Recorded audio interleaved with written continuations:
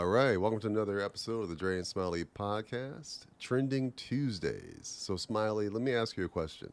Saturday, I had on my calendar, had it scheduled to remind me to watch Selective Outrage because it was going to be live. First time Netflix ever did a live show. And for somehow I missed the calendar reminder.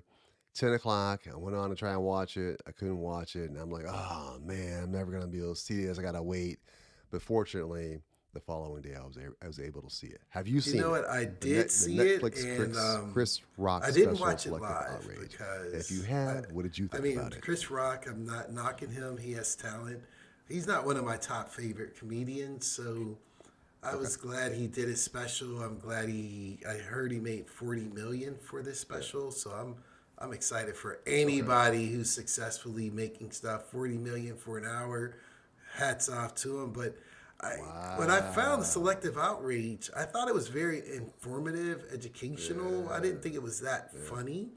If I were to Right. put a funny meter on it, the last 10 minutes when he talked about Will Smith and his family, maybe that was funny, but Okay. I learned a lot. When he said his mother, who's only was born in 1945, had to go to the Okay. vet to get Okay. her teeth done because I wasn't aware that black dentists or black people couldn't use dentists. So I found that Mm. educational, and I liked Mm. what he's doing with his kids. So it was more of a. I wouldn't say my side Mm. was splitting with laughter. It wasn't funny, but it was informative. It was more educational. Mm-hmm. So I thought that was cool. What about you? Did you see it? Right. Yeah. Okay. Okay. I did, man. I did. So I don't know. So I have a number of thoughts that come to mind. So like you know, some chuckles here and there. It wasn't side splitting, um, and I think one of the reasons is because, and this is my initial thought, is for me the bar has been raised for comedy, right? And so I've seen him a number of times back in the day in Atlanta when he came through, and I thought he was hilarious, and loved the show. Saw Tambourine on Netflix, thought it was okay, but with and I hate to say this because everybody kind of feels the same. I think so. I don't want to sound like I'm jumping on a bandwagon, but when Chappelle came, right, and he just raised the bar in terms of what I look for in comedy, something that's sharp, witty, clever, creative, impeccable storytelling, etc. So I look at it through that lens now, and so what I saw, again, a couple chuckles here and there. At the end, what you talked about, I saw, I kind of felt the pain that I think he must have felt this past year. Because think about it, you're on stage, you're a son, you're a dad, you're, a significant other to someone, um, whether it's real or fake, the incident happened. So I'm sure he had a lot of pain. In the special, the way that he, talked about, Will and Jada and that sort of thing. Some of it was funny, especially when he mentioned the red table part, where for those that are listening and aren't sure what I'm talking about, just Google it. The red table talk with Will and Jada. He put a funny spin on it that I think all of us could appreciate. Like, as if for those that have seen the Red Table Talk version with Will and Jada, I think most watch that and scratch their head like what's really going on here? Yeah, Smiley man, the whole hour long show, like you said, I was more curious to see what he would say about the incident. Hmm. Um, he was smart to wait until the end because I think everyone that tuned in for the same reason. The comedic part of it, I don't know, Hmm. man. I don't know. It just, I hesitate to say this because I know there's, everybody has different tastes, right? True. comedians are received like a meal. Some people like chitlins. Some people don't. You know, and I won't say I don't like him. I just the Well, special I just think it's wasn't like this. This is the great in terms mastery of of Dave Chappelle, and comedy. What even else would you I add? like What else D.L. would you add? Hughley, Dave Chappelle, and these untouchable artists have a certain style of delivery. Yeah. So I think if we take the first 90, let's say first 45 minutes before he got onto the incident, and you gave the same content, even the Meghan Markle part, which I thought that was unfair to talk about her, but either way, but let's assume you gave the same content and gave it to Dave. He would have delivered it a little differently, or given it to Dave or DL Hughley. Those guys are masterful storytellers. So I think you could take the content and put it in Dave's hand, it would have been funnier.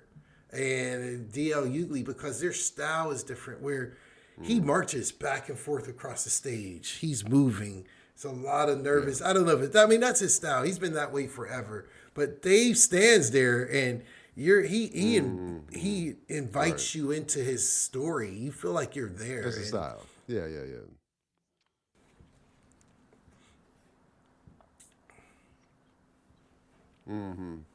You know, and I'm trying to be fair as I critique this special that Chris Rock had. And I wonder, and I don't know. I'm thinking out loud here. I wonder if the reason I didn't find it as funny, although I didn't think Tabarine was hysterical either, but I wonder if what I was looking for was more so his response to what happened last year at the Oscars versus, just a good show. And I wonder if that you know, put blinders on to maybe the quality that it could have been. But skipping that, putting that aside, yeah, you're right. I mean, Dave Chappelle, let's talk about him for a second. So, like you, man, like in terms of a storyteller, he told the story. It wasn't a joke. It was part of an interview.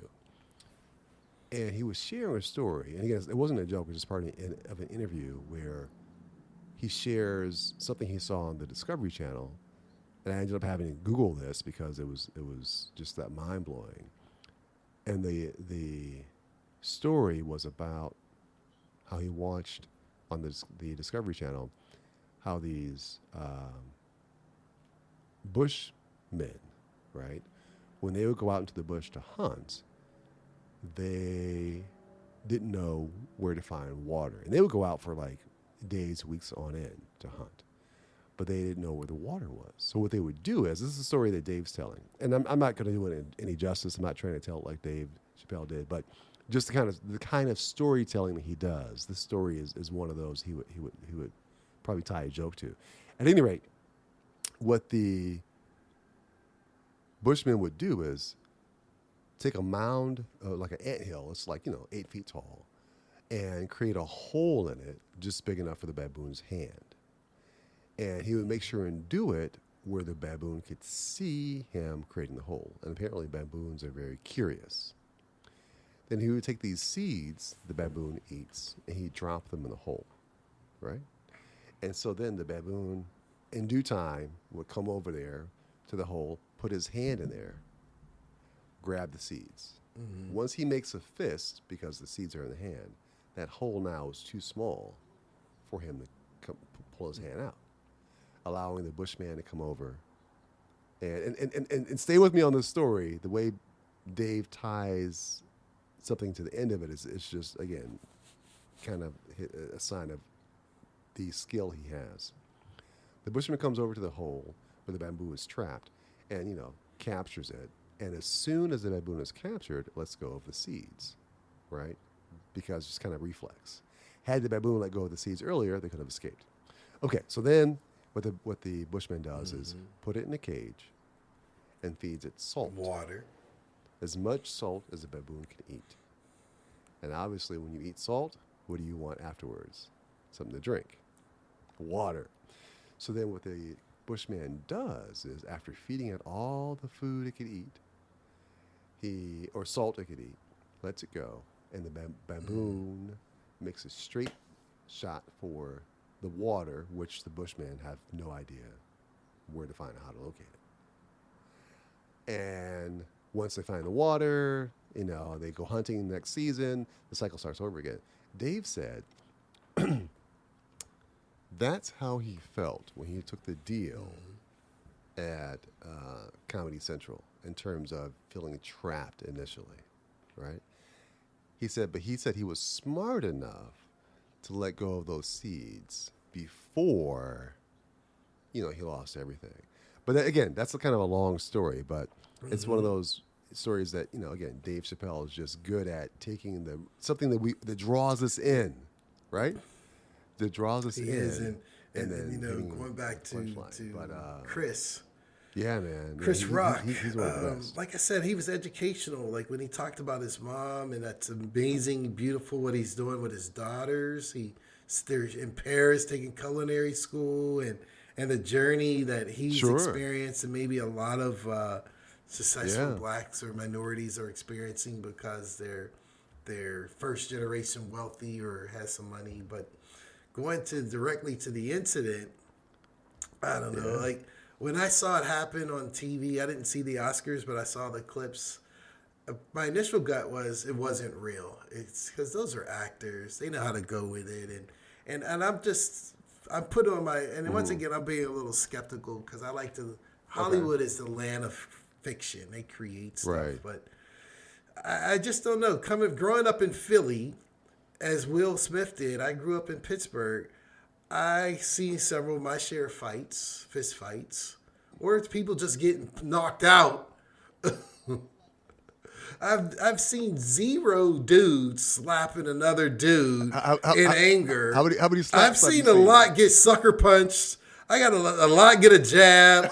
A lot will get a body punch, but I don't know. I just never seen anybody. I mean, they may slap a woman, but I don't think, even as big as Will Smith is, I would just think he would have punched him. A slap or maybe one of humiliating, but fighting two men with two millionaire black men on stage fighting in front of the world is embarrassing enough. But so I start with the slap. And just like Joe Scott says, you look at the scene, you're not looking at it from the who was the criminal perspective. You're looking at what was the cause of the incident. So I'm trying to dissect it like a criminal medical death examiner, and I look at the way he walked up.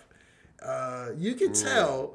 I mean, once again, I've been in my fair share. I see when someone's walking up on you to strike you, that's a different demeanor than they just walking up to talk to you.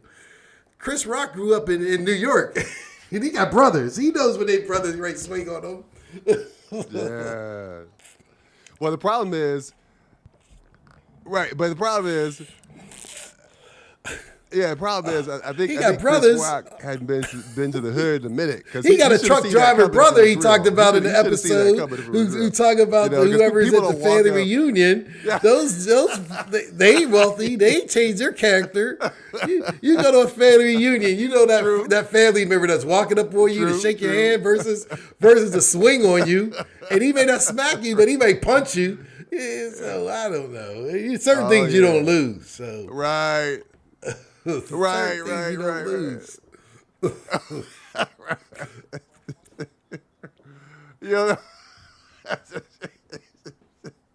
You just don't lose it. Well, one thing that stood out to me too. You mentioned the lessons learned in there, and we can probably end on this. Tell me if you remember how Chris. No, I know he said.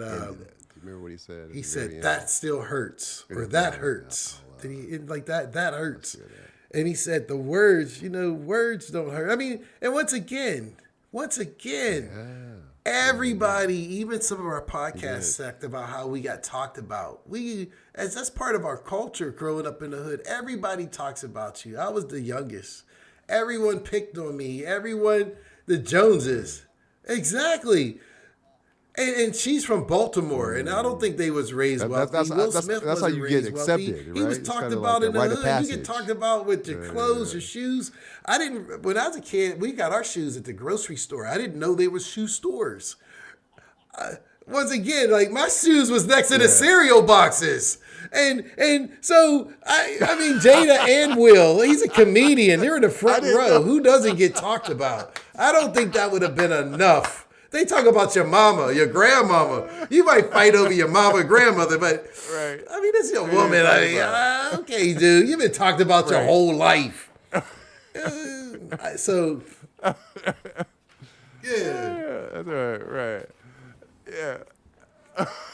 you mentioned Jones and a ribbon. You know, it's funny. Two things come to mind. In response to what you just said, and then we'll wrap this up. One is that the Joneson thing. So my son, who's 15, there was an adult who hasn't been exposed to that, who tried to rib my son. And, exactly. I looked at my son, and my son was looking like, "It's not even worth my time." He was just looking like, "I'm not even going to respond to this," because they have no idea what they just did. You know, and I appreciate his discipline. I appreciate his discipline because some people just have no idea. Second thing that comes to mind is you mentioned, Will and Jada and them growing up. If you have an opportunity. And you haven't read it. I know you're an avid reader. You may have already read this, but Will Smith's autobiography. Have you had a chance to check that out? Yeah, if you get a chance, man, it's insightful. It's insightful. Yeah, I know we've gone over just it Trending here, Tuesday, but any final thoughts before we, Selective wrap up Outrage. this, I thought once again, Trending Tuesday it's definitely episode? worth watching for the educational perspective. I mean, his daughter, his mom, and that stuff. I learned some stuff from there, and it's a nice story. I just wouldn't call it funny.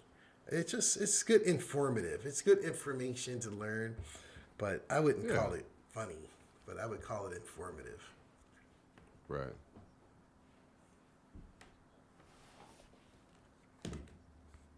Okay, and for those that haven't seen it yet, check out the last line. For me, that really stood out.